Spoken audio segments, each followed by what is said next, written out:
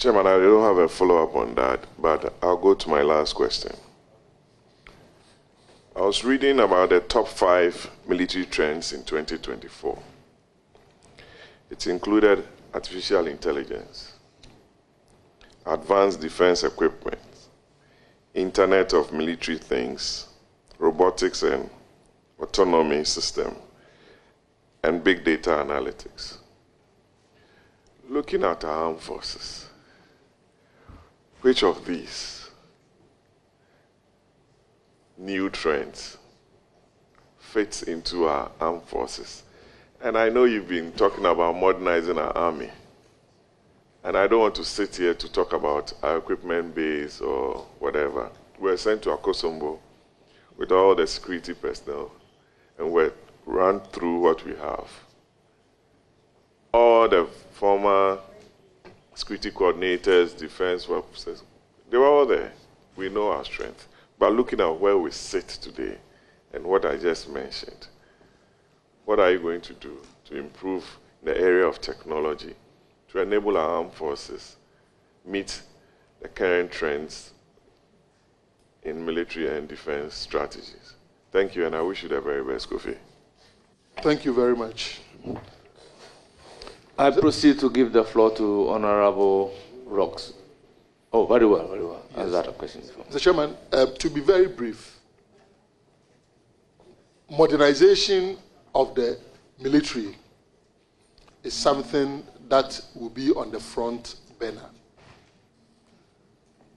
Whilst we pursue that, we will also not fall into the trap of, if we are not having the sophistication that is needed, it means we are paralyzed.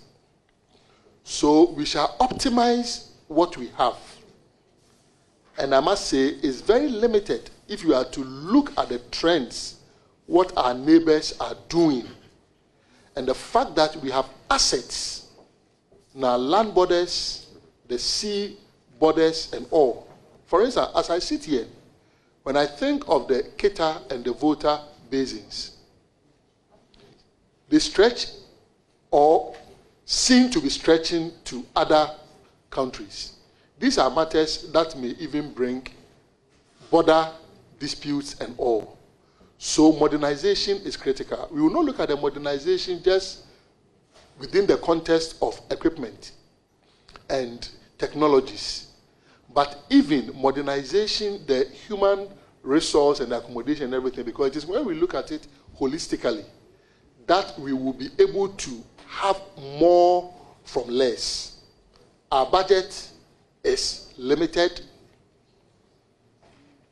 We are in a very difficult economic situation, and that is why when I met them, I said we need to innovate. We need to look at even how we can projectize some of our projects to tap into climate funds, so that if we can show that we have this carbon credit to trade, we will be able to have some funds to finance the military. So all these will be on board. In talking about Galamsey, I made mention of the UAVs, some of them which can even be weaponized. They all fit into this. But I will say that let's not let technology paralyze our military, because the force that we have, the expertise that they have, respected across the globe, there's so much that they are doing with the little that they have. I know they don't have the platforms to be able to fight some of the battles that they must engage in. But even there, you talk to them, and as ways of making up for the deficits, they sometimes even place naval officers on commercial vessels just so they can be able to protect some of these vessels and protect also our territorial integrity. So there are people who innovate a lot. There are people who, when supported, they will be able to do more for us. And so we will put all the balls in the air and ensure that our army is strengthened to be able to aggressively and timeously face any external aggressors And if they also have to assist within our territory in ensuring law and order, they will do it professionally. Thank you.